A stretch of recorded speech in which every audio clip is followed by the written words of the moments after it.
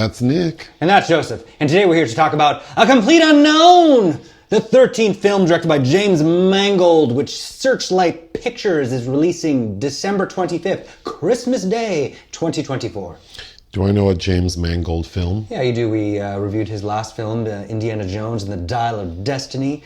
You're also I know you've seen his Wolverine movies, The Wolverine and Logan. Okay. Ford versus Ferrari was a bigger one for him.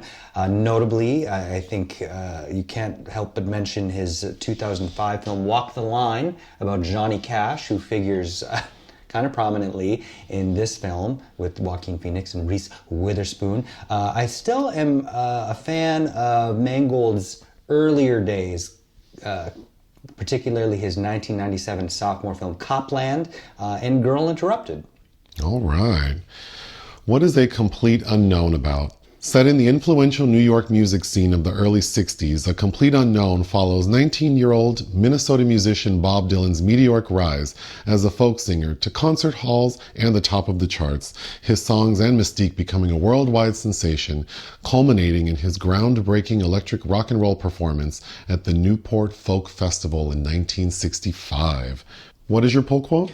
Mangold develops a very straight-laced portrait of the artist as a young man in this biopic on Bob Dylan's early days. But Chalamet, who is flanked by charming co-stars Elle Fanning and Monica Barbaro, channels the restless contrarian energy of the iconoclast well enough to make this mainstream effort enjoyable for his fans. So, honestly, I didn't know anything about Bob Dylan. I recognize his voice and his likeness. And the only thing I really know about Bob Dylan is that you and he went to the same high school. We sure did, and Chalamet visited that notable structure, although Mr. Zimmerman, I believe, was born in Duluth, but his family did live for a time in the same town that I'm from, which they weren't very kind to him then, and I don't think it's a very kind place at all. But there you have it. Hibbing, Minnesota. Yes. Okay, the story takes place between 1961 and 1965. And notably, it's based on the publication Dylan Goes Electric, which should kind of tell you a little bit about that, by Elijah Wald, 2015 publication, which I have not read. Timothée Chalamet plays Bob Dylan. So a 19-year-old Bob Dylan makes his way to New York because his favorite artist, Woody Guthrie, a folk singer, is in the hospital, and Bob Dylan knows this because it was in the papers. So he decides to drag his ass up there to say hi and bye, I guess. He gets to the hospital, and Pete Seeger is in the room with Woody Guthrie, played by Edward Norton. So there's Bob Dylan with his guitar, and Pete says, well, since you brought your guitar, you obviously want to play something, so go ahead. Bob plays something. A song he wrote for Woody. Mm-hmm. And they really like it. And that turns into Pete Seeger letting Bob Dylan live with him, helping him, fostering his career. Mm-hmm. And it does take off. He's a folk singer, Bob Dylan, who initially was doing covers. Yeah, he records his first album, which is all covers. He meets his first girlfriend in New York, Sylvie Russo, played by Elle Fanning. And then he intersects with Joan Baez, played by Monica Barbaro, and kind of has a relationship going on at the same time between both women. So that's the bulk of the movie, is him juggling various relationships and also fighting for control of his artistry. Yeah, finding his voice, because Joan Baez, who had just been on Time magazine, was a huge counterculture figure, and she was singing covers of his songs before he was able to record them. And so it's kind of struggling. It's him struggling to get out from under Joan's shadow, and then also to fight against the resistance he's receiving from the folk music community, which of course was going through a revival then because of his interests in rock and roll sounds and what would eventually be his forte in this period, which was folk rock.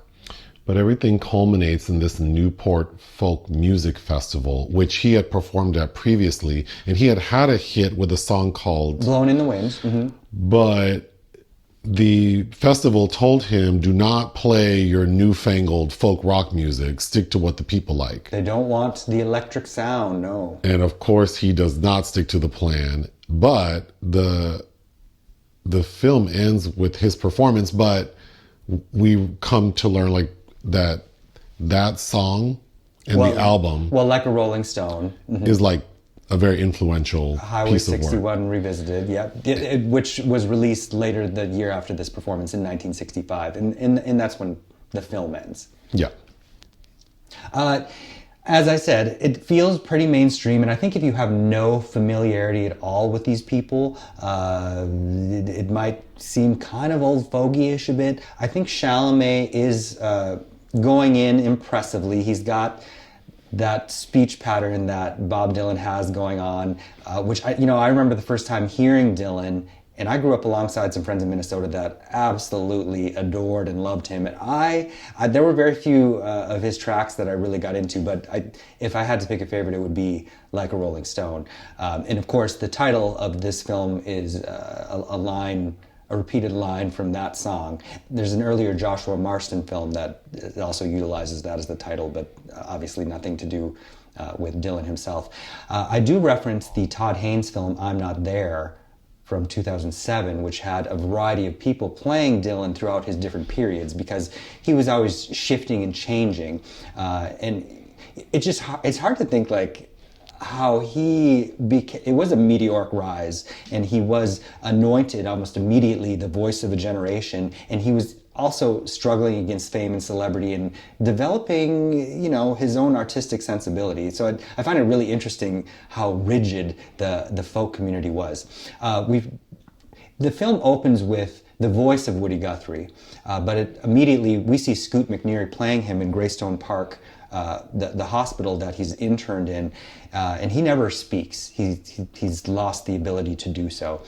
But strangely, the film never tells us. We learn he's suffering from a disease, but I had to look it up. It was Huntington's disease. Oh. Neurodegenerative disorder. I think Edward Norton is a nice touch as Seeger, who seems a bit old fogey-ish from Go here, but very supportive of Bobby Dylan.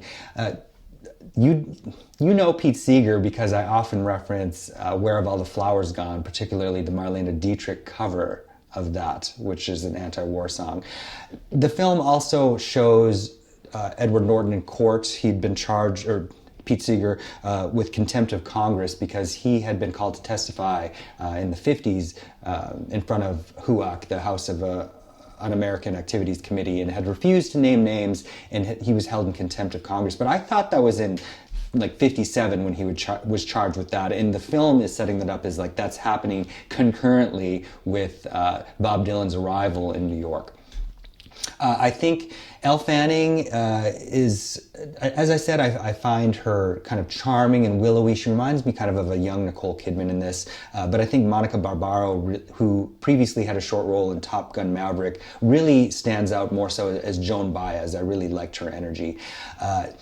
And I think the most interesting thing of it, other than hitting the beats of these iconic performances that happen, is this kind of love triangle that is going on between these two women, especially for Sylvie, who is aware of what is going on with Joan Baez. It kind of reminded me of John Ridley's biopic of Jimi Hendrix, Jimmy, All Is By My Side, which I think was a 2013 release, which I also thought was underrated, but Hendrix's relationship with two white women at the same time was very influential on his artistry at the time.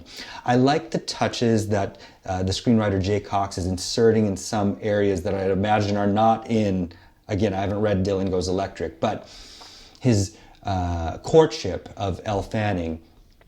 They are wandering in the streets of New York after she sees him perform in this church, and they stop in to see a screening of Now Voyager, the 1942 Bette Davis film, which is a Davis picture I love, but you've seen that with me, where a lot of cigarette smoking in that, but famously at the end where Paul Henry lights two cigarettes at once and gives Bette Davis one, and they look out the window and she said, "Don't let's ask for the moon, we have the stars." And that is a repeated moment in here in this kind of innocent love story that they have going on. And did I mention the screenwriter is Jay Cox, who works a lot with Martin Scorsese. And I think Dylan is so huge and so influential that I think I was not looking forward to seeing this film at all. I was actually quite dreading it, but I feel like the Minnesota connection, like I have to see the film about Bob Dylan. And I don't usually care for Timothée all that much, especially after last year's Wonka, which I loathed. But I think he does a nice job. There's even there's devils in the details, like especially with the 65, that's kind of the iconic version of Dylan, the one who Cate Blanchett got to play in the Todd Haynes film, and he's got those long, really long nails. I think that Mangold is playing up the connection with Johnny Cash too much because, as I said, he directed Walk the Line, because Boyd Holbrook shows up, and I think he gets a lot of screen time as the troubled Cash, who has an affinity for Bob Dylan's music, and they become pen pals who end up meeting at this festival that we come back to over and over again.